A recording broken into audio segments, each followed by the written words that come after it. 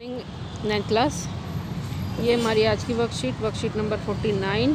Date हमारी 22 दिसंबर। Topic हमारा चल रहा है इतिहास से। लेसन नंबर 2 यूरोप में समाजवाद और रूसी क्रांति। कल हमने यूरोप के समाज के बारे में पढ़ा कि किस तरह के लोग वहाँ पर रहते थे। आज हम जानेंगे रूस के बारे में। रूसी क्रांति 20वीं शताब्दी के पूर्वार्ध में रूस यूरोप के सबसे पिछड़े औद्योगिक देशों में से एक था। इन स्थितियों ने समाजवादियों को 1917 में रूस से राजशाही को उखाड़ फेंकने में मदद की। फरवरी 1917 में राजशाही के पतन और अक्टूबर की घटनाओं को ही रूसी क्रांति कहा जाता है। तो आपसे एक नंबर में पूछ सकते हैं रूसी क्रांति किसे कहते हैं। रूसी क्रांति से पहले समाज कैसा था? मॉस्को जगह का नाम है कि आसपास पड़ने वाले भू क्षेत्र के अलावा आज का फिनलैंड, लातविया, लिथुआनिया, एस्टोनिया और पोलैंड, यूक्रेन व बेलारूस के कुछ हिस्से रूसी साम्राज्य के अंग थे।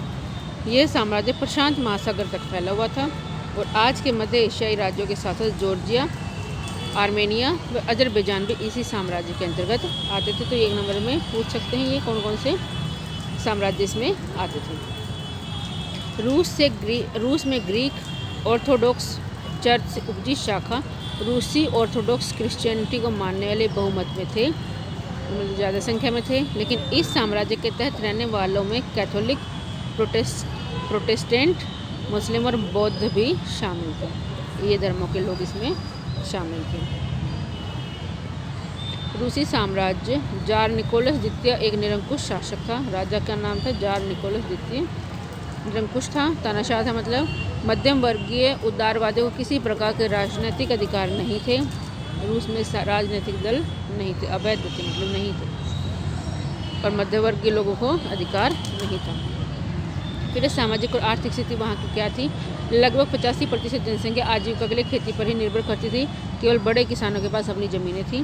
विशाल संपत्तियों पर सामंतों का, राजशाही का और ऑर्थोडॉक्स चर्च का कब्जा था। साधारणतः किसानों और जमींदारों के बीच संबंध अच्छे नहीं थे।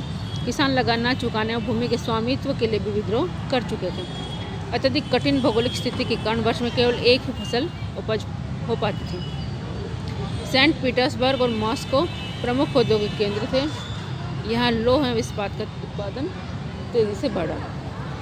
मजदूरों की स्थिति काफ़ी दयनीय थी। उन्हें लंबे समय तक काम करना पड़ता था। अधिकांश मजदूर अपने गांव से जुड़े थे, जो फसलों कटाई के साथ किस समय अपने गांव को लौट जाते और बाकी समय पर वो काम करते थे। यहाँ के किसान समय समय पर पारंपरिक रूप से सारी ज़मीनों को अपने कम्यून मीर को सौंप देते। कम्यून मीर को कहते थे और सामूहिक खेती किया करते थे।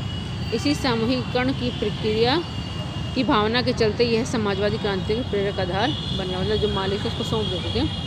उदारवादी, सामाजिक लोकतंत्र, तांत्रिक और सामाजिक क्रांतिकारी सभी इस निरंकुश शासन व्यवस्था को खत्म करना चाहते थे। वहाँ पर जितने भी विचारधाराओं के लोग थे वो सब इस निरंकुश शासन को, जार के निरंकुश शासन को खत्म करना चाहते हैं, क्योंकि आर्थिक स्थिति काफ़ी दयनीय हो गई थी और वे एक समाजवादी और संसदीय शासन चाहते ऐसे समाज चाहते थे जो समाजवादी हो और जिसमें संसद शासन चलाए, निरंकुशता ना हो। फिर आया रूस में समाजवाद। 1898 में रूसी सामाजिक लोकतांत्रिक श्रमिक पार्टी का गठन किया गया। किसानों ने भी 1900 में समाजवादी क्रांतिकारी पार्टी का गठन किया। 1903 में रूसी लोकतांत्रिक पार्टी दो हिस्सों, मानशेविक जिसमें कम अल्पमत वाले लोग थे जो कम संख्या में थे देश में, और बोल्शेविक जो ज़्यादा संख्या में थे, विभाजित हो गई। रूसी लोकतांत्रिक पार्टी दो हिस्सों में बढ़ गई, मानशेविक और बोल्शेविक। बोल्शेविक का नेतृत्व लेनिन कर रहा था। इसका नेता कौन था? लेनिन।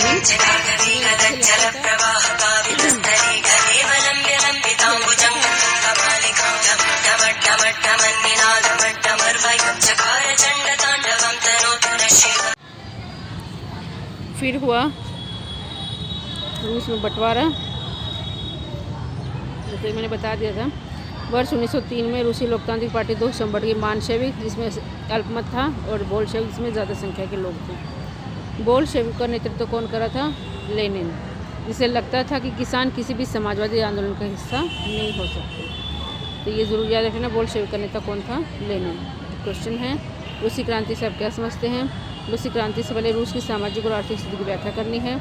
रूसी लोकतांत्रिक पार्टी में विभाजन क्यों हुआ और रूसी समाज में समाजवादी विचार की जड़ें रूसी क्रांति की पहले से बहुत गहरी थी, व्याख्या करनी है। क्वेश्चन आपको स्वयं करने हैं। टॉपिक मैंने आपको पढ़ा दिया है, साथ में आप अपने एनसीईआरटी पढ़ेंगे और इन क्वेश्चंस के आंसर लिखने हैं आपको।